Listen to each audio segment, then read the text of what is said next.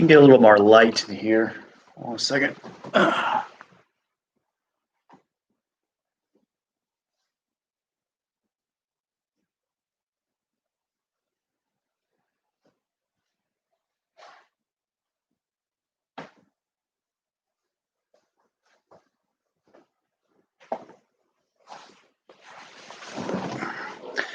don't know if that helped any or not, but figured I'd play just a little bit since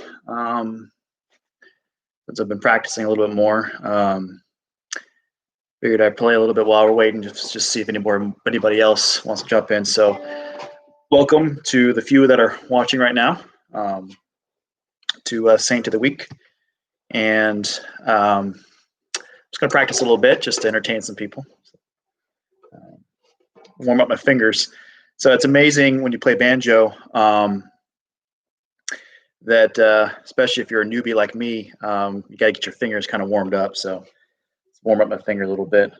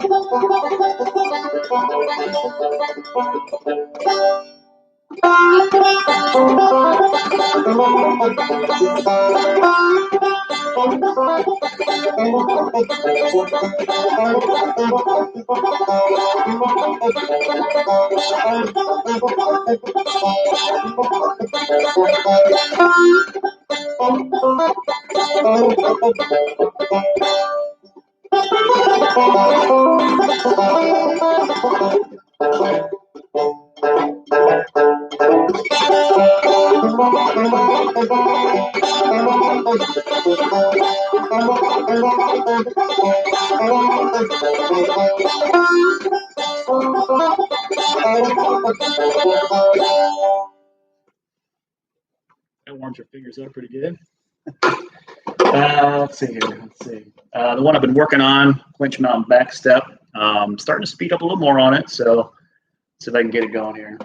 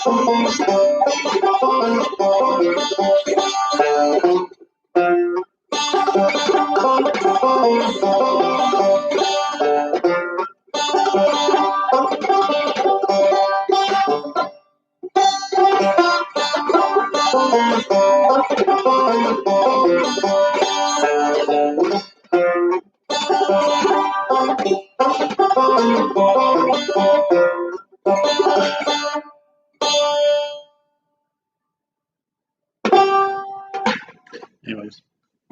All right. Put this away.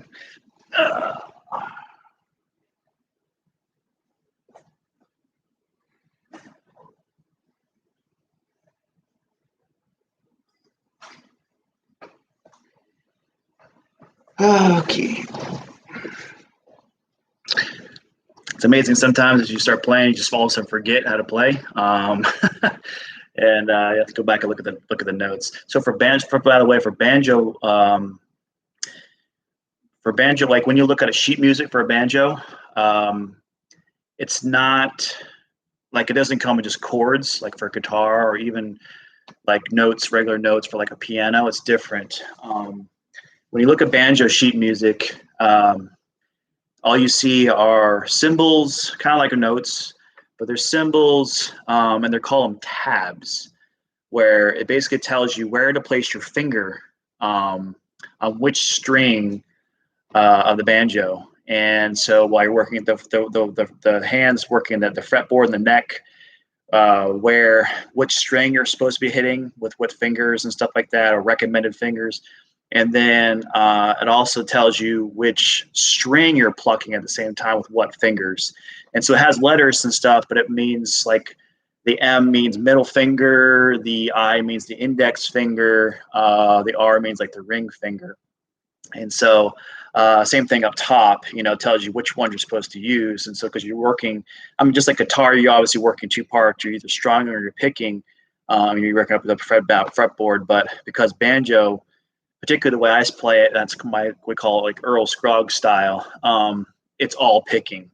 And it also tells you if you're doing special little tricks with it, so they call them licks, whether you're a slide, or they call it hammer on, where you're hammering back and forth on the strings, sliding on the strings. It has symbols for all that. And so it's completely different than like notes for like a guitar, which usually just tells you A minor, G, D, C, which chords you're doing. Well, banjo is not like chords; they call them tabs, and so it's much different. And so, anyways, anyway, so I was looking at it. I was like, I just was making some mistakes there, so I could go back and double check that stuff. So, anyways, just let everybody know that those who already know, Monday I sprained my ankle on my left foot, and it's healing. I'm actually walking on it pretty well now. It's still swelled up a little bit, but the swelling's starting to go down, and I'm able to walk on it pretty well now. So it's recovering pretty quickly. So hopefully we'll be back to normal on that in the near future. And had a wonderful, blessed fishing trip. I know I'd already mentioned this to people during the weekend masses, but for maybe those who are watching or will watch, had a wonderful time fishing, a little vacation with my brothers, with some of my family members. Trout fishing over the mountains is so awesome. So anyways, all righty.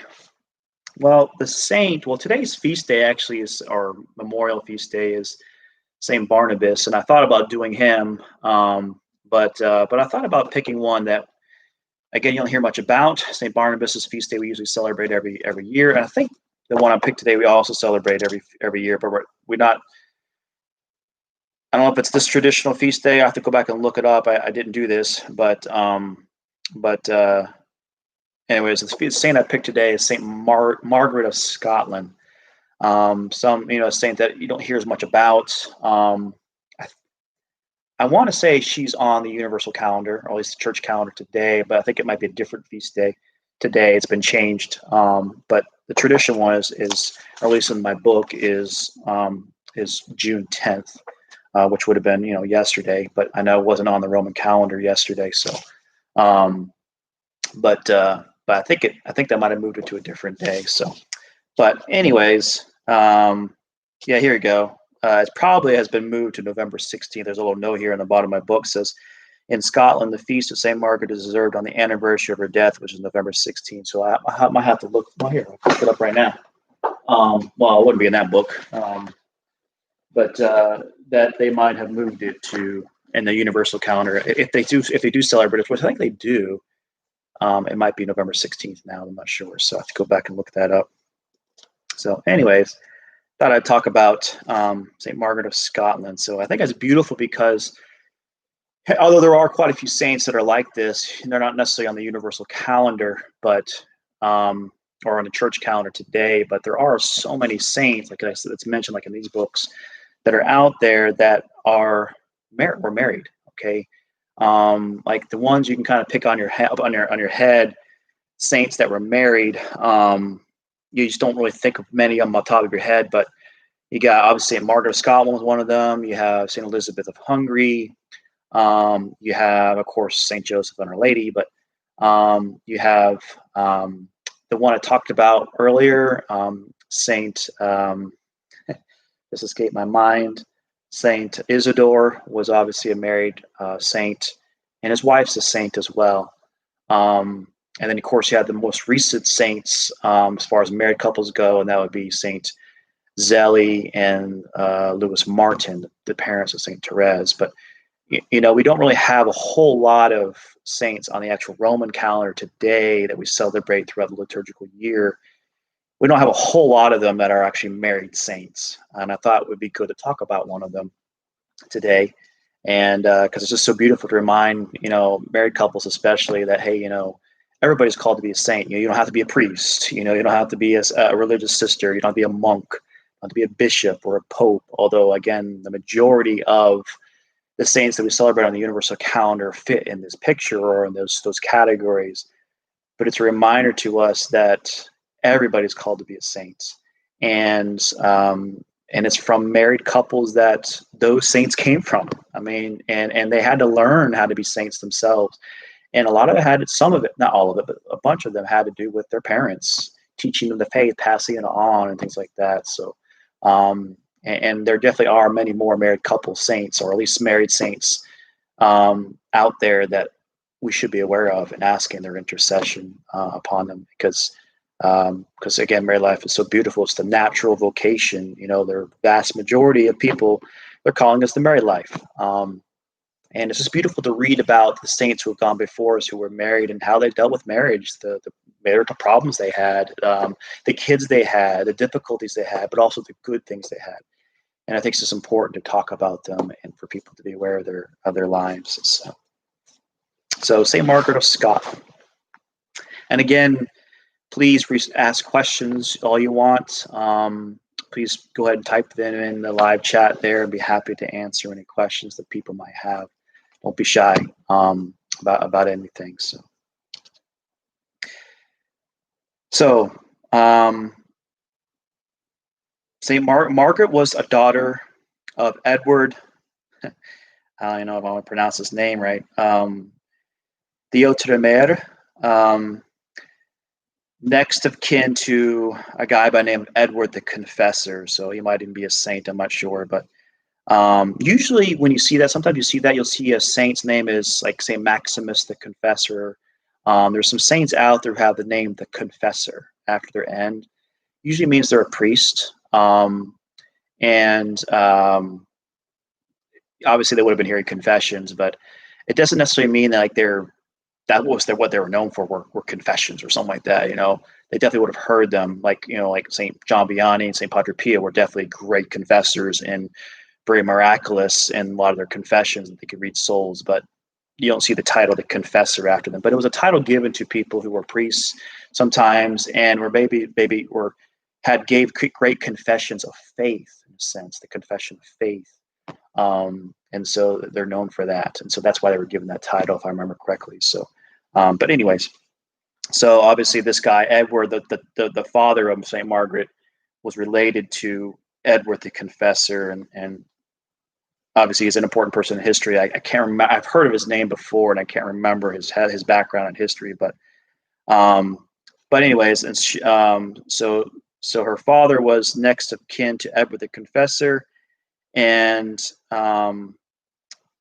it says.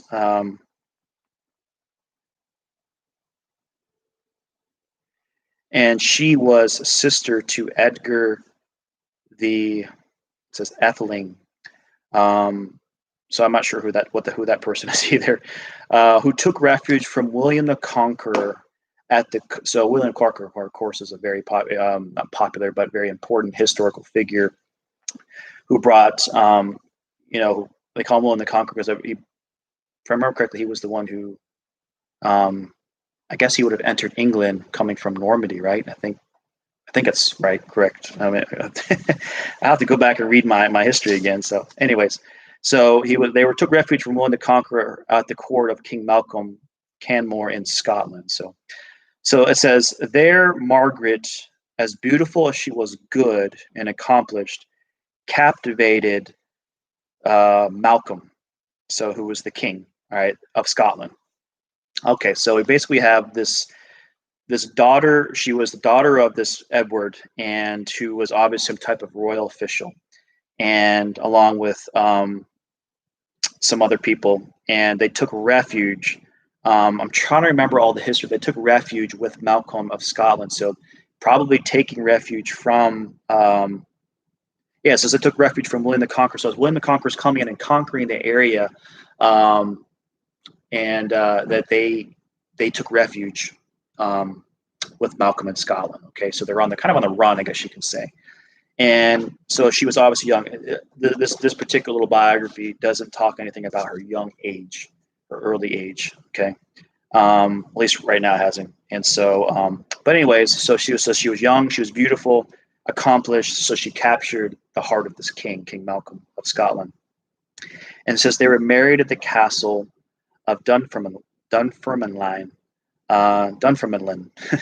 in the year 1070. Okay, 1070. She being then 24 years of age, so which means she would have been born, so 24 years minus 1070. So you're looking at, trying off the top of my head, so you're looking at the 1040s, okay, 1040s, 1046 or so she was born, all right. This marriage was fraught with great blessings for Malcolm and for Scotland, all right. So a lot of blessings for Malcolm in Scotland. It says he was rough and uncultured, but his disposition was good. And Margaret, through the great influence she acquired over him, softened his temper, polished his manners, and rendered him one of the most virtuous kings who ever occupied the Scottish throne. So I think that's beautiful how she, again, it doesn't get into much of her early life, but she obviously was raised by a good family, okay, good parents or somebody good, who not only was Catholic, but of course everybody Christian was Catholic at this time period. This is 1000, so Protestant Reformation doesn't happen until almost 500 years later. But that she's a good Christian Catholic woman, young woman, raised well and virtuous, and probably what attracted Malcolm to her, besides her beauty, of course. But she has an incredible, impactful on his character, on who he's called to be as a man, as a husband and father and stuff. So that she had a huge impact, and it says that he became one of the most virtuous kings to ever occupy the Scottish throne. I mean, where do you read about, besides obviously the kings that are saints, which there really aren't very many of them, to be honest, where do you read about a king who is known for his virtue? Because again, with great power comes great responsibility, which is that famous saying, and you definitely have a lot of royalty who don't necessarily live the best lives, or maybe live honorable lives, but aren't the most considered very, very virtuous or whatever. So, and I think it's beautiful to see that it was because of her, because of his wife, Margaret, who had a huge impact on him. And again, it says he was rough. He was not very cultured.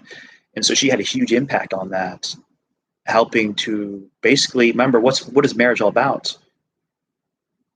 Couples drawing each other to heaven. And she took that very seriously, of teaching him how to become a saint, how to get to heaven. So by teaching him how to be virtuous, which is so beautiful, and something I definitely encourage and couples need to be doing every day, again. So let's continue. To maintain justice, to establish religion, and to make their subjects happy appeared to be their chief object in life. So that's beautiful. To maintain justice, to establish religion, to make their subjects happy appeared to be their chief object in life. I mean, again, imagine a king and queen. Their goal, this is their goal, is um, is to maintain justice in the realm. To establish religion means to spread Christianity everywhere, and to make their subjects happy. I mean, who, again, where do you read about royalty doing this in the sense of, again, and even today, like I would say Queen Elizabeth in England, like, yeah, I think her goal is to make people happy, but, but how much is she actually thinking about that? Like, my goal is for the better of the realm, of my people, to spread religion, to make sure things are justice is right. I mean, just the details is beautiful to see that's what they're called to do. They took it very seriously. Um, she incited the king to works of justice, mercy, and charity, and other virtues, writes an ancient author, in all which by divine grace she induced him to carry out her pious wishes. For he, perceiving that Christ dwelt in the heart of his queen, was always ready to follow her advice. Again, so beautiful that he saw in her a role model. Again, the pathway to heaven. And she took that very seriously, drawing him to heaven, and he saw that in her.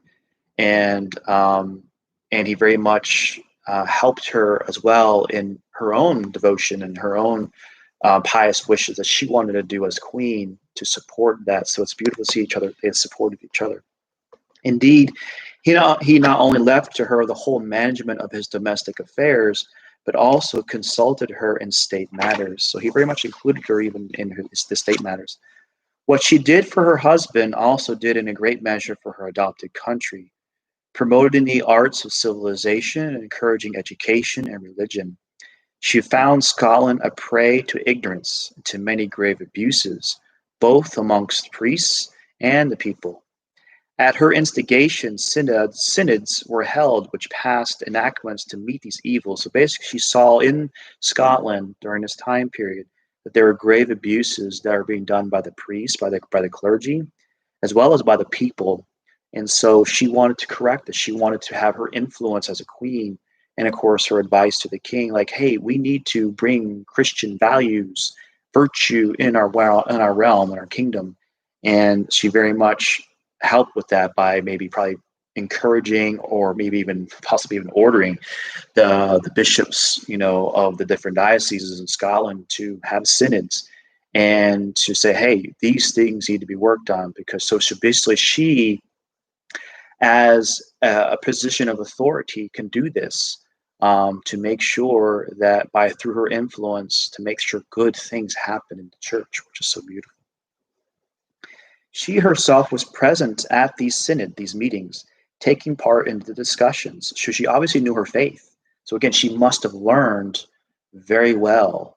Maybe she learned from this Edward the Confessor, her kin. Very possible. A lot of times, a lot of these people who are royalty, they had like their own private priest or even bishop sometimes, who very much mentored and guided them during this time period. And so she must have had a really good one that probably helped with that as well.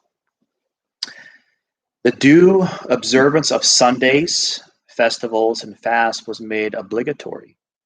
So it's interesting that before this time, at least in Scotland, that the observance of Sundays, I'm trying to remember when they officially made it obligatory. I think pretty sure it's before this.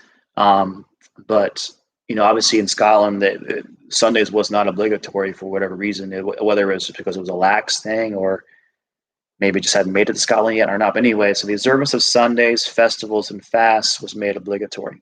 Okay. Easter communion, so receiving Holy Communion on Easter, which is still a tradition we hold to today, that one of the precepts of the church for all Catholics to practice is that you don't have to receive communion every Sunday. Okay. But the requirement to be a minimal Catholic is you have to receive communion at least once a year, and that should be around Easter time. You should receive communion around Easter time. So Easter communion was enjoined upon all, and many scandalous practices such as simony, um, and usury and incestuous marriages were strictly prohibited. So simony is the buying and selling of church offices. Okay, um, so basically, to like say I come from a wealthy family, noble family, and during this time period, which was never condoned by the church, people did it. It was wrong. It was an error, and of course, especially happens during the Renaissance period too. But if you were a noble person, your son, your oldest son, oldest firstborn would be take over, would take on the name and would basically take over the father's right after he passes away or takes over the inheritance officially, and so he's the next duke or prince or whatever, And then if they had another son, a lot of times he'd go in the military, being like a general or something like that. And then if they had another son, they wanted him to go into the clergy. And so because he's noble, they wanted him to be not just a priest, but they wanted to be having a high office. And so they would buy a position as a bishop or maybe the rector of a cathedral or something like some high position or even a cardinal sometimes. And that was happening. So they would buy and sell church offices. It was absolutely forbidden. Okay. But unfortunately happened a lot during these time periods. And so, but again, they put a stop to that.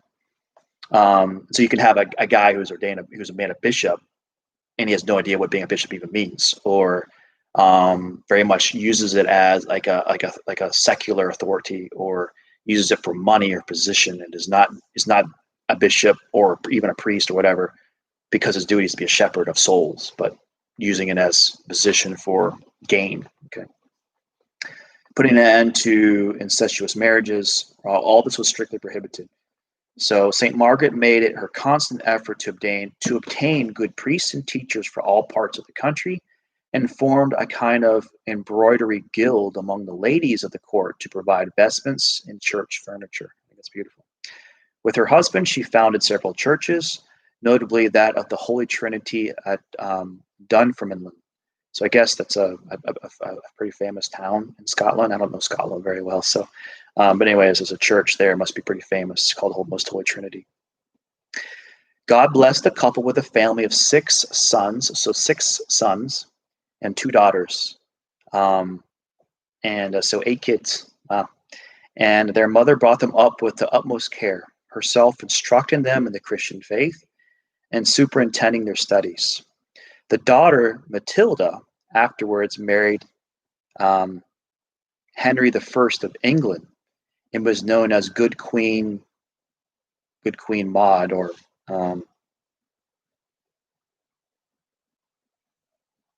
see here.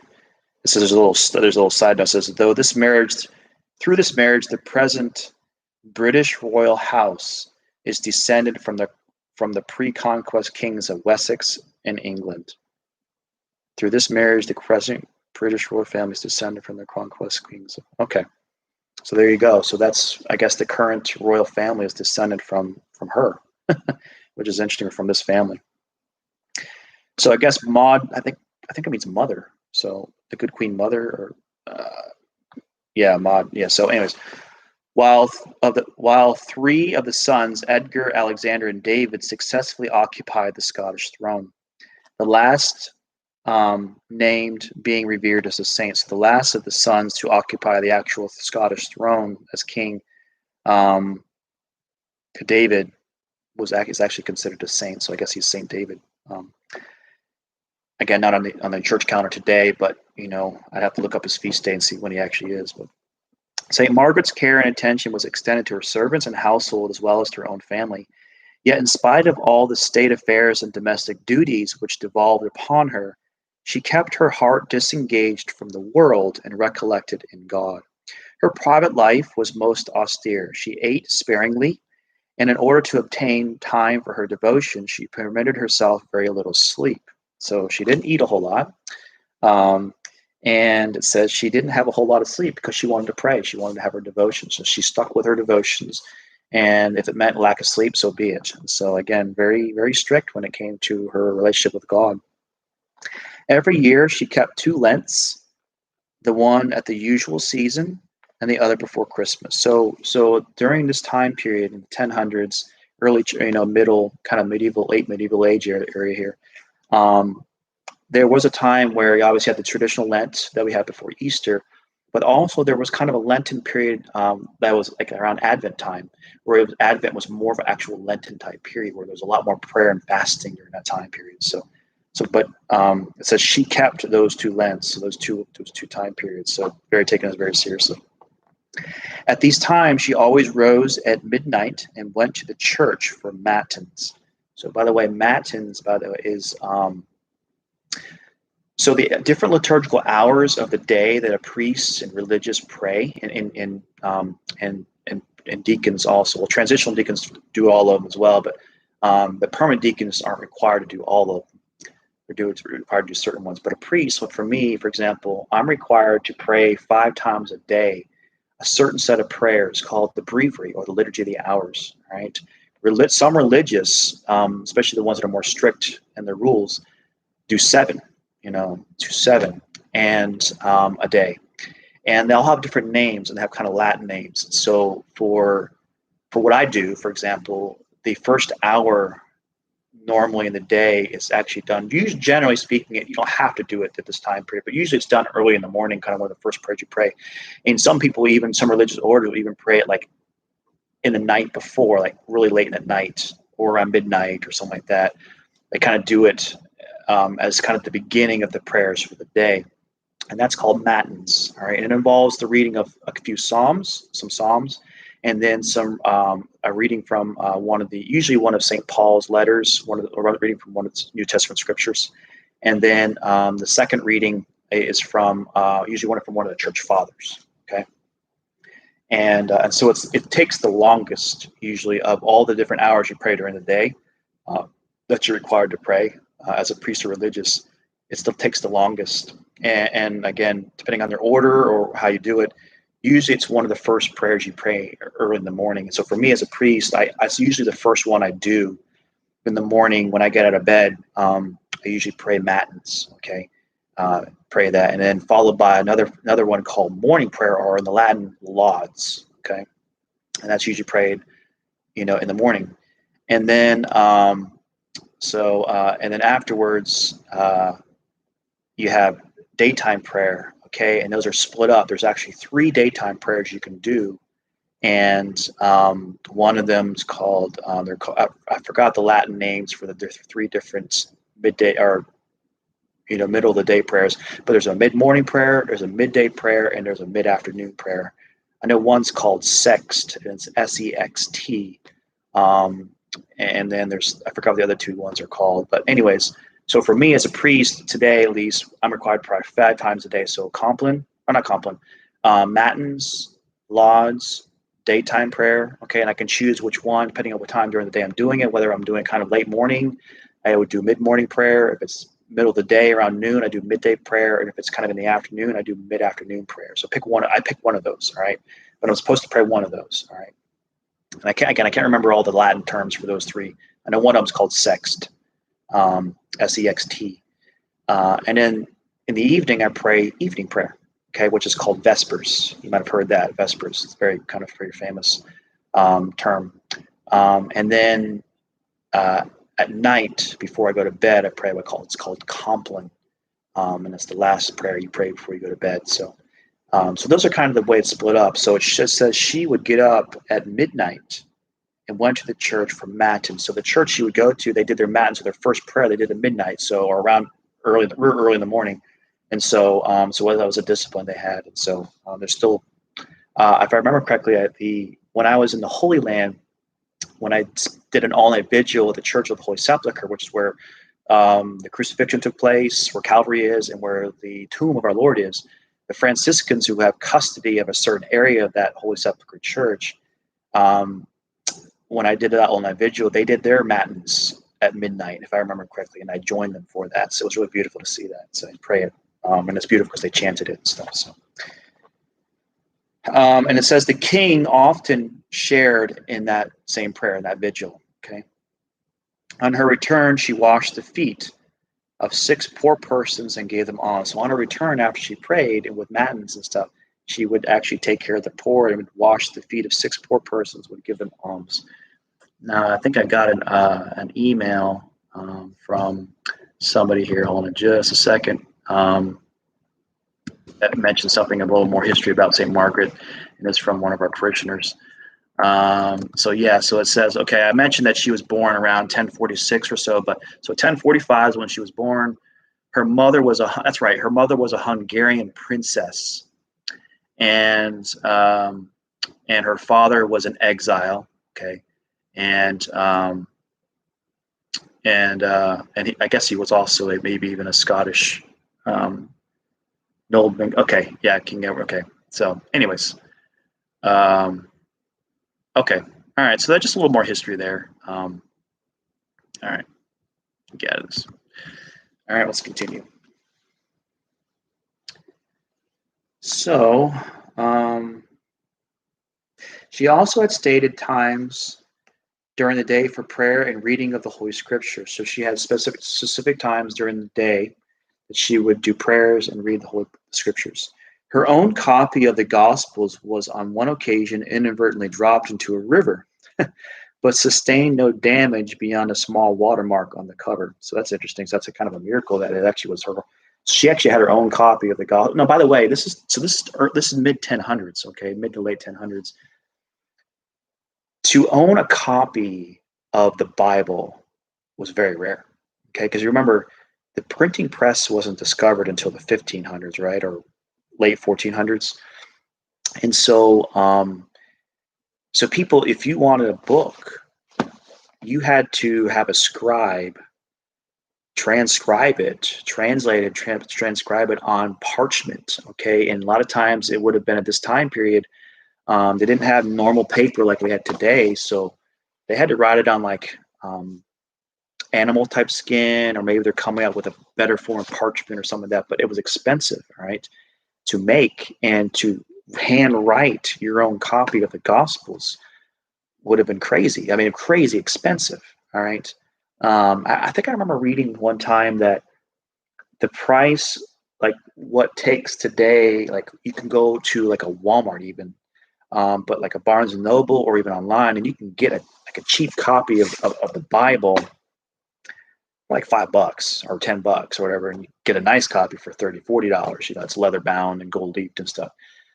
But to get a copy of the Bible, or let alone, or maybe a gospel, like the translation of the Gospels in the 1000s, I mean, the equivalency of how much it would have cost to get one of them. I mean, you're looking at like, I think I remember correctly, like $300,000 to get a copy of that. I mean, it would have been, it was expensive to have your own copy and to have our own copy made. And so of course, usually only noble people have them. Your average Joe Schmo, surfman, or your peddler or whatever on the street would probably never have a copy of the Scriptures. But your noble people would, because they have the money to get it. So again, so anyways, but it says that her own copy of the Gospels was on one occasion inadvertently dropped into a river, but sustained no damage beyond a small watermark on the cover. So that's a miracle there.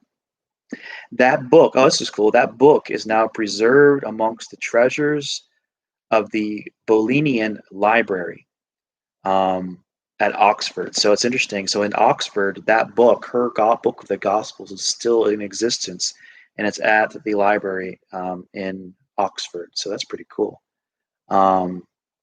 Answer this question. So Richard says, was it customary for churches to be opened all night in those times, or just at certain hours for prayer? In her case, at midnight.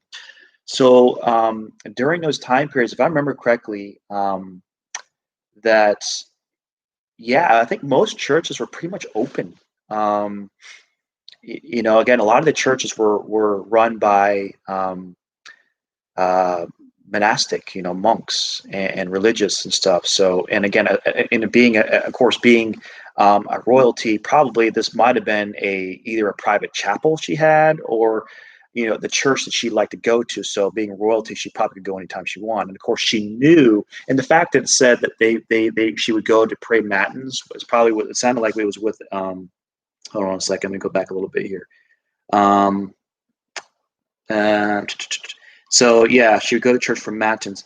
So there was probably a group of monks. There probably was a monastery that maybe ran this or were the main servants of this church.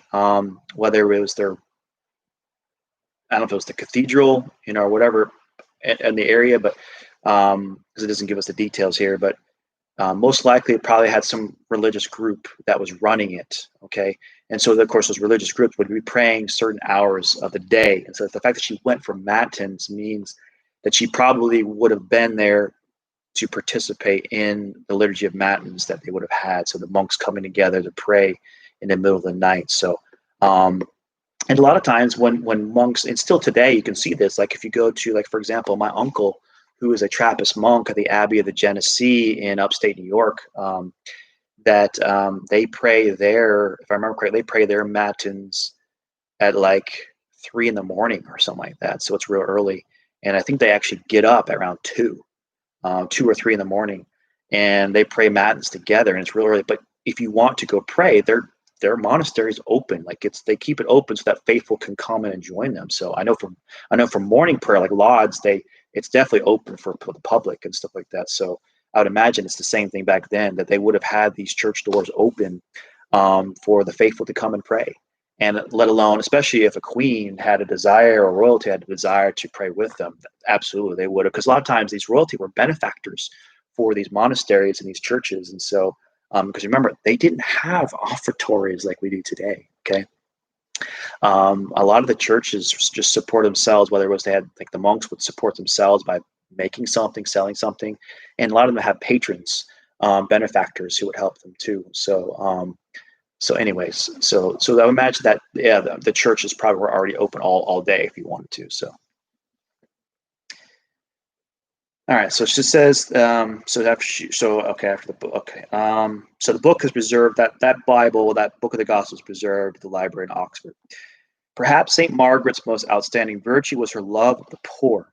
She often visited the sick and tended them with her own hands.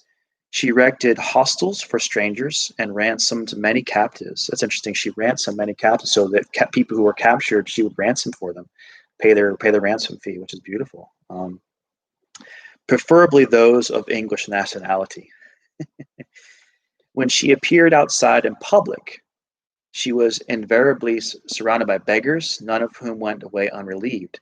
And she never sat down at table without first having fed 9 little orphans and 24 adults. So whenever she sat down to eat her meals, she always made sure that there were poor people being taken care of. So it says at least 9 orphans and 24 adults would be taken care of as she's getting her own meal. So I think it's beautiful. Often, especially during Advent and Lent, the king and queen would entertain 300 poor persons, serving them on their knees with dishes similar to those provided for their own table. Isn't that crazy? I mean, that's awesome. The king and the queen, during Advent and Lent, as kind of a special penance, but just to serve the poor, would invite 300 poor people into their home, into their kingdom, into their castle, whatever it was, and would literally serve them their own food, the same dishes, and they would be on their hands and knees serving these poor people. 300. I mean, imagine that. You don't see that anywhere. But that's the life of a saint, right? That's beautiful. That they were very humble and took care of their people, whether they were the poorest of the poor or the rich. They made sure that their souls were taken care of, and it's so beautiful. In 1093, King William Rufus surprised Alnwick Castle, I guess must have been there, where there must have been a castle in their kingdom, putting its garrison to the sword. King Malcolm, in the ensuing hostilities, was killed by treachery, and his son Edward was also slain. So I guess Alnwick Castle must have been the castle they were staying in, and killed all the people, the soldiers of the garrison that was attached to the castle. And it says that the king was killed by treachery, so someone betrayed him, and even his son also was killed. So his son, Prince Edward. It says Saint Margaret at this time was lying on her deathbed. So Well, let me continue reading on. The day her husband was killed, she was overcome with sadness and said to her attendants, "Perhaps this day a greater evil hath befallen Scotland than any of this long time." When her son Edgar arrived back from Alnwick, she asked how his father and brother were. Afraid of the effect the news might have had upon her in her weak state, she replied that they were well. So basically, it sounds like she was on her death. So she was dying. It doesn't say specifically what she was dying of. So she was sick while her husband was well and alive. But then, of course, the castle was attacked. So her husband was killed. Her son Edward was killed, and it says that her other son Edgar was able to escape, and that when she asked about her husband and her sons, her son Edgar didn't want her to, because she was kind of dying. He didn't want to distress her any further, and so he said they were alive and well. So it says after he tells her this, she exclaimed, "I know how it is." So she knew what happened. She says, "I know how it is." Then raising her hands toward heaven, she said, "I thank thee, Almighty God, that in sending me so great an affliction in the last hour of my life, thou wouldst purify me from my sins, as I hope by thy mercy." Soon afterwards she repeated the words, "O Lord Jesus Christ, who by thy death hast given life to the world, deliver me from all evil," and breathed her last. So it says she died as well. She died as well after her husband was killed. It says she died 4 days after her husband. So this was 4 days after her husband had been killed. She breathed her last, exclaiming these prayers to God, expressing her sorrow for sins, that God has had mercy on her. So she probably had her confession and everything done and stuff. So she died 4 days after her husband on November 16th, 1093, being in her 47th year. So she was 47 years old when she died, and was buried in the church of the abbey there in that city, Dunfermline, which she and her husband had founded. St. Margaret was canonized in 1250 and was named patroness of Scotland in 1673. So it looks like it took about 150 some years for her to be made a saint, but she was canonized a saint. The beautiful memoir of St. Margaret, which we probably owe to Turgot or Turgot's prior of Durham, and afterwards Bishop of St. Andrews, a man who knew her well and had heard the confession of her whole life, leaves a wonderfully inspiring picture of the influence she exercised over the uncultured Scottish court. Speaking of the care she took to provide suitable vestments and altar linen for the service of God, he goes on. So basically, this is the words of this Bishop of St. Andrews. These works, so this is what he writes. These works, the vestments and the altar linens that St. Margaret made, these works were entrusted to certain women of noble birth and approved gravity of manners, who were thought worthy of a part in the Queen's service. No men were admitted among them, with the sole exception of such as she permitted to enter along with herself, when she paid the women on occasional visit. There was no giddy pertness among them, no light familiarity between them and the men. For the Queen united so much strictness with her sweetness of temper. So pleasant was she even in her severity that all were waited upon her, men as well as women, loved her while they feared her, and in fearing loved her. Thus it came to pass that while she was present, no one ventured to utter even one unseemly word, much less to do aught that was objectionable. So, so basically, it says that basically she was such a holy person. She might have seemed strict in her faith and things like that, but at the same time, people loved her for that. In a sense, feared her in a sense of like feared that, probably because she's such a holy person, they feared to do any wrong in front of her, because they knew that it would upset her. They knew that they didn't want to basically feel, they did not want to do any wrong in front of her because of how good she was. And I think it's interesting. I think it's beautiful because, we should be the same way in front of God. That we should love God so much we never want to wrong Him, do any sin that could be a wrong, because God sees it, and we should be ashamed of that. So that's how these people felt around her, because she was so good. There was a gravity in her very joy and something stately in her anger. So obviously she got upset when people did bad things, and she wasn't afraid to show that being upset.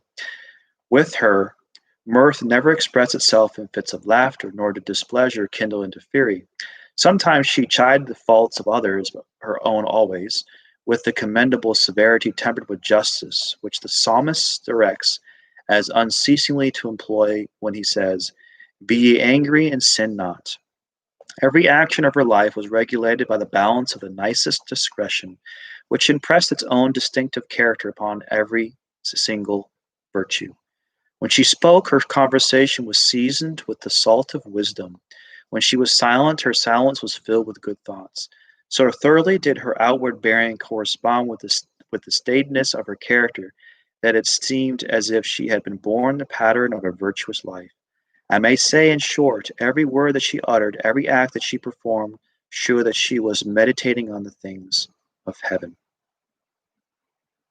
And that closes out that biography. So I think it's beautiful. Again, not a whole lot necessarily about her life that's mentioned there, but just basically not a whole lot of details, at least. I know there's more out there. But I think it's so beautiful to recognize that she had such a huge impact in England, or not England, in Scotland, on not only her husband, like bringing about a greater conversion in him. I mean, because he was Catholic, he was Christian, but needed conversion, and she brought it about, and even to the point where drawing him into becoming a very holy man, a very holy king, and together as royalty, as king and queen, taking very much on the responsibility of not only reigning as king and queen, but through their position of authority as king and queen, drawing the people of Scotland to heaven, drawing the people of Scotland through their own example, how to live like Christ, taking care of the poor, making sure that the church is taken care of, getting rid of abuses, living virtuous lives themselves and having impact there, growing in their faith, teaching their kids how to be holy. It's absolutely incredible to think about that. And that's what a couple is called to do in their own realm of their home and their family, is to turn their home, their family, into a sanctuary of holiness, and to raise up future saints of the church through their kids. And so that means striving to become holy themselves. So I think it's so beautiful to reflect on, someone who could have been easily influenced by the world as a king and queen, but giving over to virtue, giving over to Christ, and living like Christ to others is so beautiful to see that in this example of St. Margaret of Scotland. So absolutely beautiful to reflect on, and to remind ourselves how beautiful that is. So we need people like that. We need leaders of government like that. We need everybody to be like that. It's so beautiful to see that. So to pray for conversion of hearts, to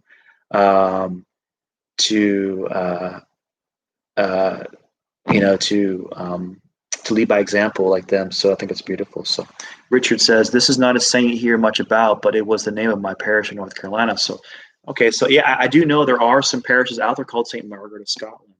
So it's interesting. He says that they didn't really talk much about her life, but again, a beautiful saint. I'm trying to remember, because I remember, let's see, hold on just a second.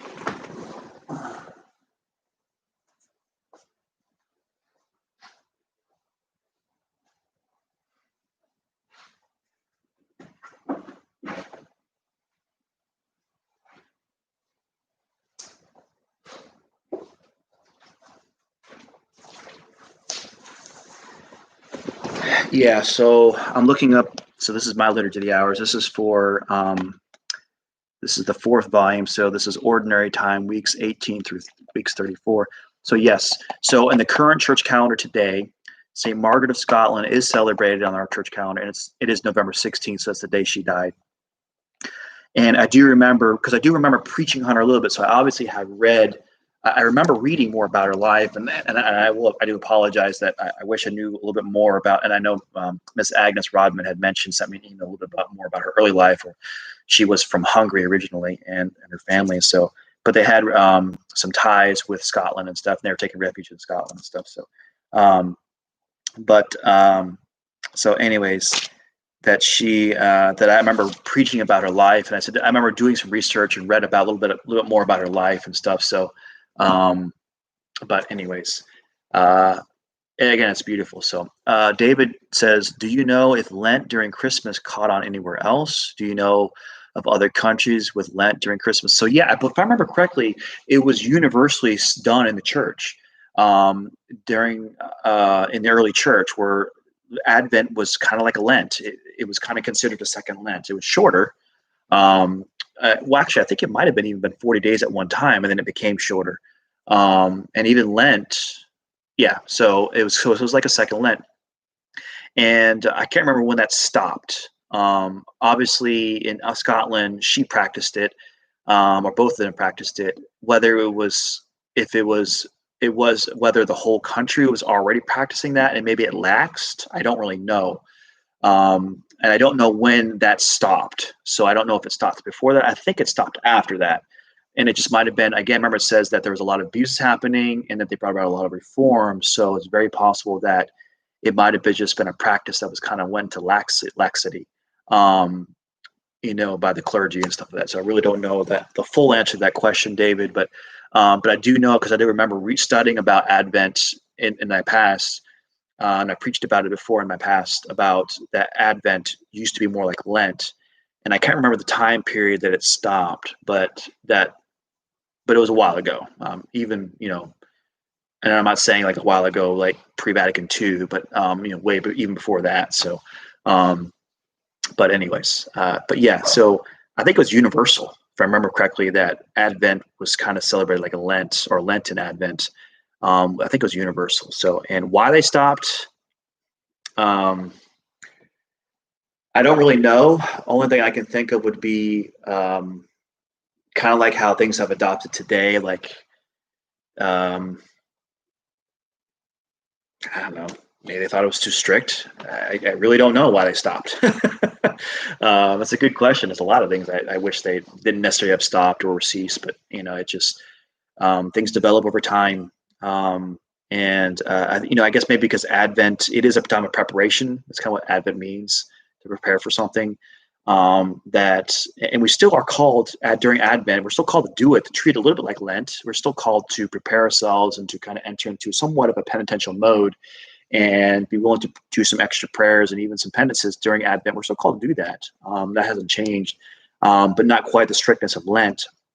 And but but again, I don't know when that stopped and why exactly. I guess there obviously was a time period where they're like, maybe we need to be a little more celebratory, or not necessarily always be in this Lenten mode in a sense of penance and fasting and austere lifestyle. That Advent's a beautiful time to prepare for the coming of Christ. So we need to be a little bit more joyful in anticipation of that. I guess I really don't know though the answer to that question of why exactly they stopped that. So I can't really answer that question. Maybe I can look it up and see, but if there's even an answer for that, really, I don't know. So could have just been a phase where just things phased out. So any other questions people might have?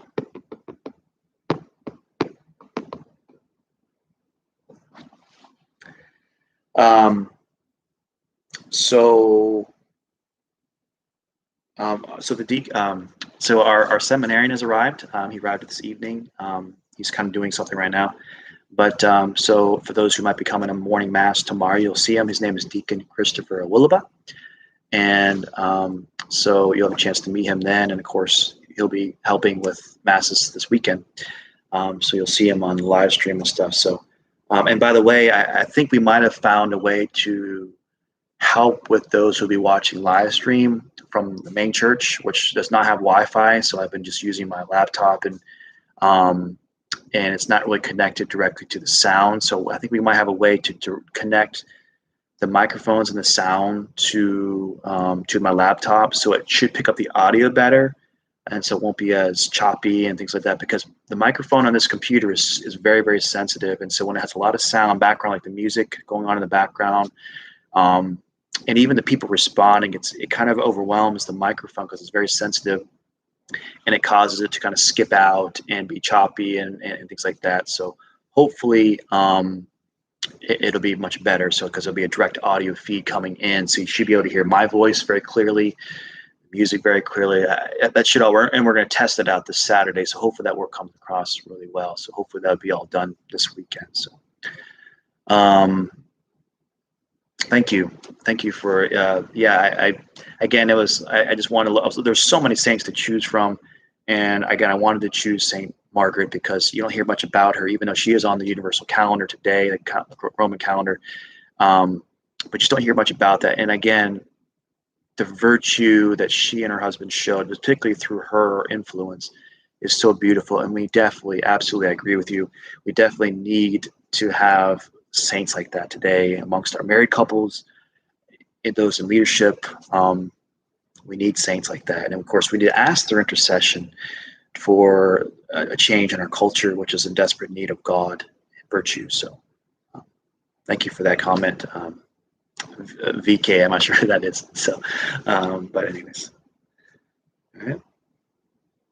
Well, it's been over an hour, so I better bring this to a close. And so again, thank you for those who joined me and those who will watch later on this video stream of Saint of the Week. So again, if you have a saint that you want me to talk about, maybe that you want more knowledge about, I'd be happy to do it. Again, otherwise, I'm just going to pick one whose feast day is during that week. Although, again, yes, technically St. Margaret of Scotland today, her feast day is on November 16th, but traditionally it's always been on June 10th. I'm not sure why it was on June 10th, but usually the feast day of a saint has to do with right around the time of their death or the day after their death. So, but for whatever reason, her feast day was June 10th for a long time. I don't know why it was June 10th. But anyways, but it's been moved back to, I guess, the traditional day of right around her death. So that'd be November 16th. So, but anyway, she was in the my Butler's Lives of the Saints volume for the month and for the week. So I wanted to choose her. So I thought it was very appropriate to do that. So next week, let's see here. Let's kind of see, because I am planning on doing it next week. Let's see who the saints are for next week that we could choose from. Got Saint Basil the Great. Now he's awesome. He's a great doctor of the church. Maybe I'll talk about him. There's a lot to read about him, but it would be worth it.